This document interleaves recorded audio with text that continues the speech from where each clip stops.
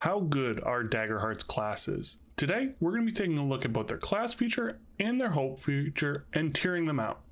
We're going to be comparing them and rating them on how cool or how excited I am to try them at the table. Let's get started. Here is our tier chart. Today, we're just looking to see how cool they are, how excited I am to use them at the table, and we're going to be rating them 1 through 3 cools. We have all 9 classes to get through, so without further ado, let's start off with the Bard. Our hope feature on the Bard is going to be make a scene. Spend 3 hope to temporarily distract a target within close range, giving them a -2 penalty to their difficulty. Now, temporarily is going to be subjective in a conversation between the player and the DM on how long that's going to last or how that creature is going to break out of it. The DM is going to be able to spend a fear to remove this whenever they kind of want. But a -2 penalty means you're basically reducing the AC of the creature by 2, making them significantly easier to hit for you and the rest of your party. So let's look at our class feature. As a Bard, rally. Once per session, describe how you rally the party and give yourself and each of your allies a rally die. At level 1, your rally die is a d6. A PC can spend their rally die to roll it, adding the result to their action roll, reaction roll, damage roll, or to clear a number of stress equal to the result. At the end of each session, clear all unspent rally die. At level 5, your rally die increases to a d8. This feature goes from good to great with the addition of being able to clear a number of stress equal to the result. To be able to roll a d6 or a d8 at level 5 and clear that many stress is incredibly powerful from what I've seen so far in Daggerheart.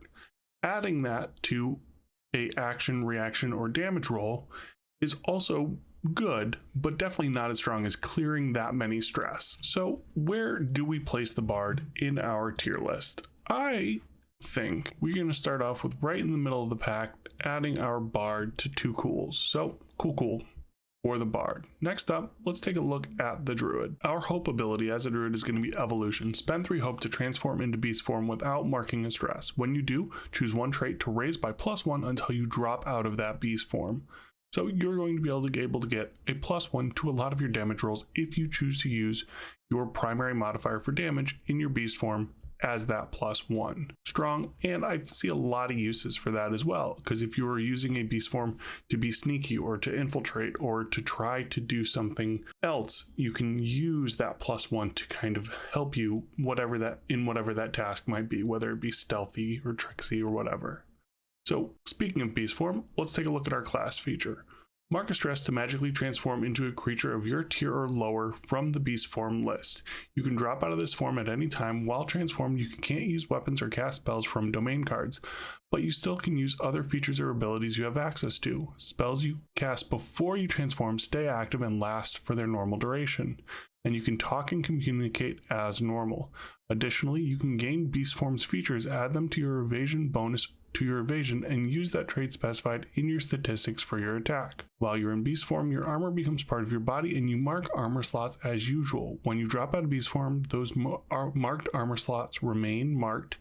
If you mark your last hit point, you automatically drop out of this form. In addition, you get wild touch. You can perform harmless subtle effects that involve nature, such as causing a flower to rapidly grow, summoning a slight gust of wind, or starting a campfire at will. Let's also take a look at some of the beast forms. Here we have Agile Scout, Fox Mouse Weasel, Household Friend, Pack Predator, Stalking Around. So you have a lot of very interesting beast forms without having, the whole adversary book or the whole monster manual if we're relating to D&D. But you have legendary beasts, great winged beasts. +6 to your damage rolls for legendary beasts, +2 to your evasion, massive behemoth, and you kind of get to flavor it whichever way you want. This, for the Druid, is going to be a cool. Druid is going our first one for 3 cools because beast form is one very thematic for the Druid. I love the addition of Druidcraft basically as a simple class feature, and the fact that your hope and your class feature work basically together, I think gives the Druid 3 cools, and I'm very excited to use it at the table. All right, on to the Guardian. Guardian, frontline tank, spend 3 hope to clear 2 armor slots. I think that's fantastic, and as a protector, as the Guardian is, I think it works really well with the class. And then our class feature is going to be unstoppable. Once per long rest, you can become unstoppable. You gain an unstoppable die. At level 1, your unstoppable die is a d4. Place it on the sheet in the space provided, starting with the 1 value facing up. After you make a damage roll that deals 1 or more hit points to the target, increase the unstoppable die value by 1. When the die's value would exceed its maximum value, or when the scene ends, remove the die and drop out of unstoppable. At level 5, your unstoppable die increases to a d6. While unstoppable, you gain the following benefits. You reduce the severity of physical damage by 1 threshold. You add the current value of the unstoppable die to your damage roll, and you can't be restrained or vulnerable. Both the class feature and the hope feature work really well to play into that kind of guardian mindset, that protector mindset. I'm going to hop in front of my friends. I'm going to take those blows. I'm going to reduce it with my armor slots, as well as I'm going to reduce it with my unstoppable feature. And then I'm going to be hitting back with weapons increasingly hard because of my unstoppable feature. I think this is very cool. I don't know if it is a 3 cool, but we're going to go with 2 cools for the Guardian. Right next, I think it, and I do believe it is a little bit less cool than the Bard, so it will be right here in our tier list. All right, on to the Ranger. Hold them off. Spend 3 hope. When you succeed on an attack with a weapon, you can use the same roll against 2 additional adversaries within range of that attack. That is incredibly powerful, just tripling the amount of damage you're outputting on a turn, which is absolutely fantastic. When you succeed on the attack within, say you're using a bow within long range, you can use that attack roll against 2 additional adversaries within that range, basically tripling your damage. Next up, Ranger's Focus is going to be our class feature. You get to spend hope and you make an attack against a target. On a success, deal your attack's normal damage and temporarily make that attack's target your focus. Until the feature ends or you make a different creature your focus, you gain the following benefits against your focus. You know precisely what direction they are in. When you deal damage to them, they mark a stress. When you fail an attack against them, you can end your Ranger's Focus feature to reroll your duality die. This is basically the Daggerheart version of Hunter's Mark, which I think actually works a lot better. You're not necessarily increasing your damage, but you're having them mark a stress, which I think is almost more important than dealing additional damage in a lot of situations, especially against some of the higher tiered adversaries in Daggerheart. And then when you fail a roll against that target, you can end your Ranger's Focus feature to re-roll that duality die. So if you really want to land that attack, you do get that reroll to end that Ranger's Focus, and it's only 1 hope, so you can pop that right back up. This is cool. This would be 2 cools. The hope feature alone would be 2 cools.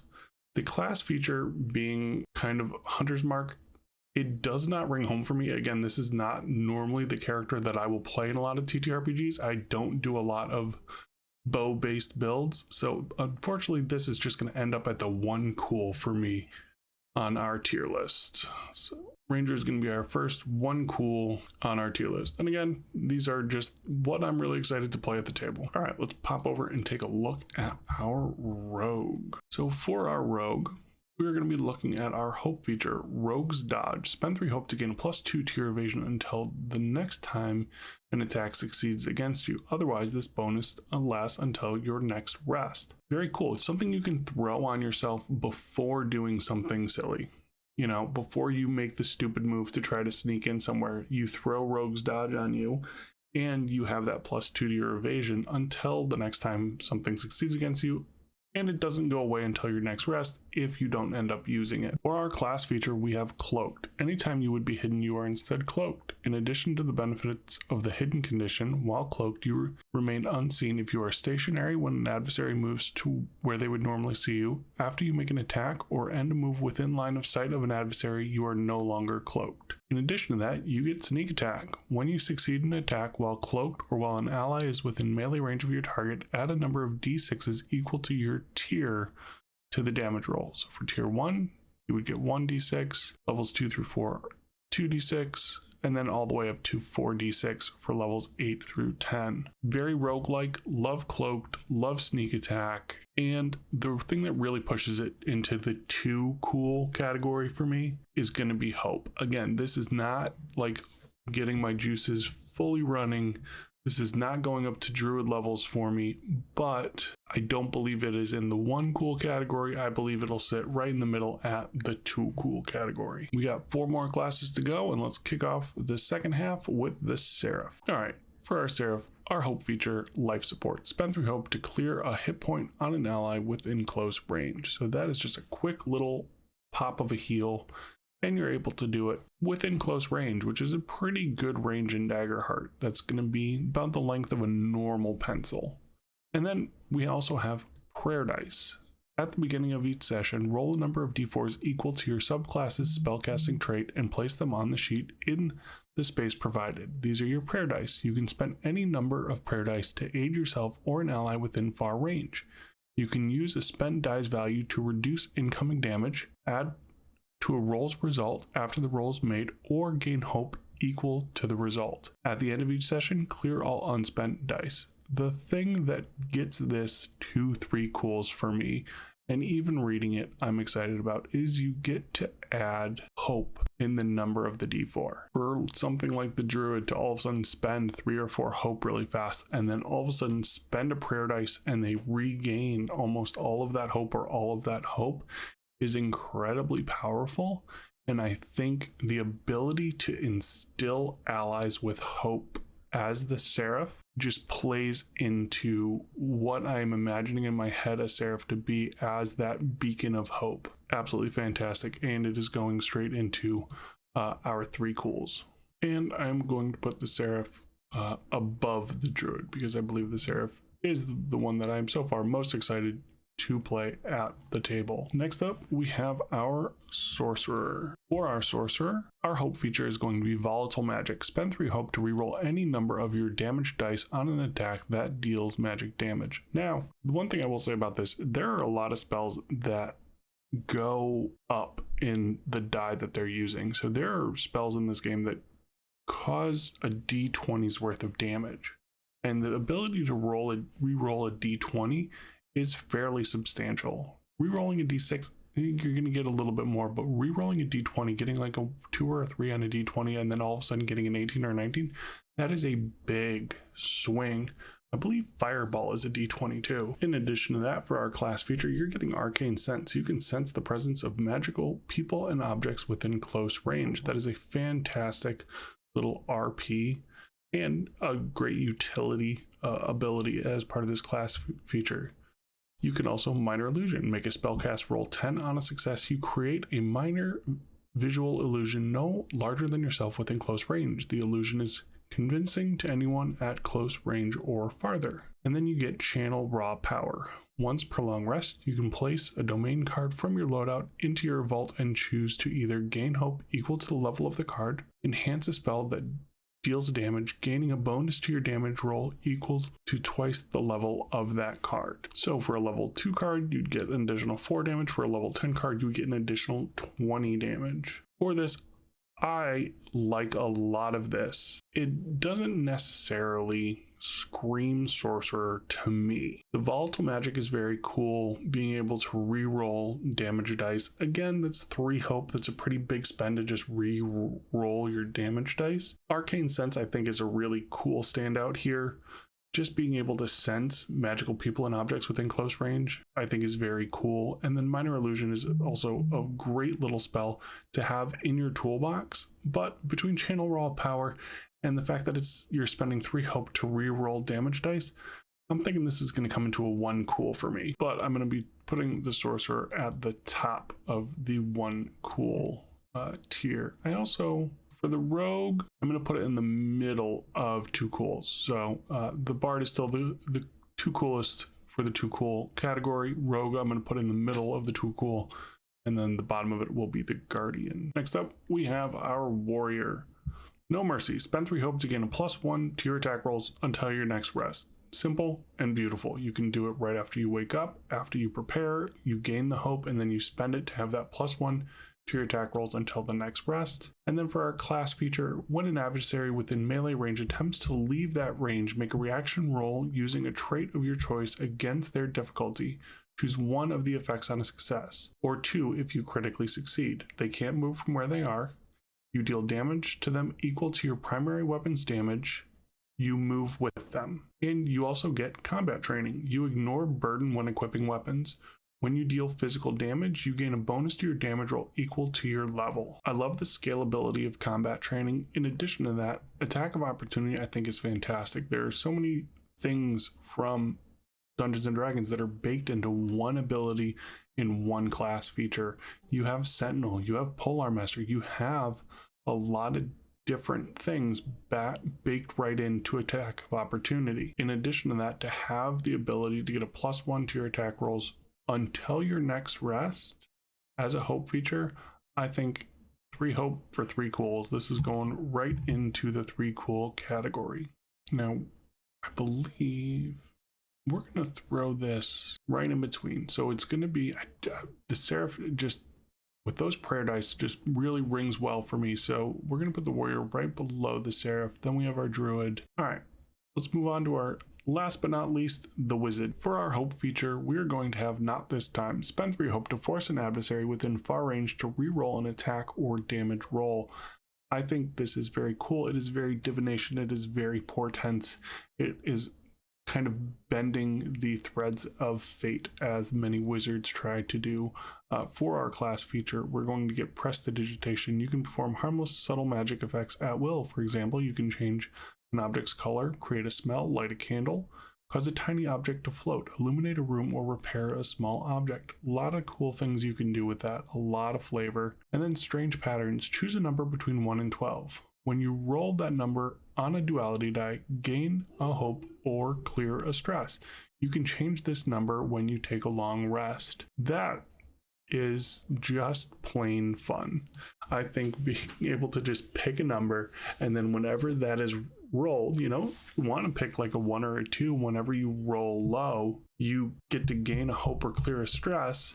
That allows you to gain hope pretty quickly, depending, you know, on how much you're rolling in a day, to use your hope feature, you know, more often. All right, so where are we going to put the wizard? It is cool. I think it's going to land right at the top of 2 cools. Good little bit of flavor, fun little ability where you get to pick a number, and when you roll that on duality die, you gain it. I'm really liking that. Seraph, warrior, druid, armor ones that I want to play at the table first, followed by wizard, bard, rogue, guardian. I'm happy with that. I'm happy with the order of those. And then sorcerer, ranger sitting at the bottom. Again, cool, fun, but just not getting my juices flowing like some of these other classes in the 3 cools or the 2 cools category. So let me know which of these classes is 3 cools for you down in the comment. Which one did you think I got wrong? Which one did I put too high on this tier list, or do you think should have been knocked down a cool or 2? I want to thank you all for joining me today. Be sure to subscribe for more great Daggerheart content. We're going to have the subclass tier list coming up. We'll see you next time.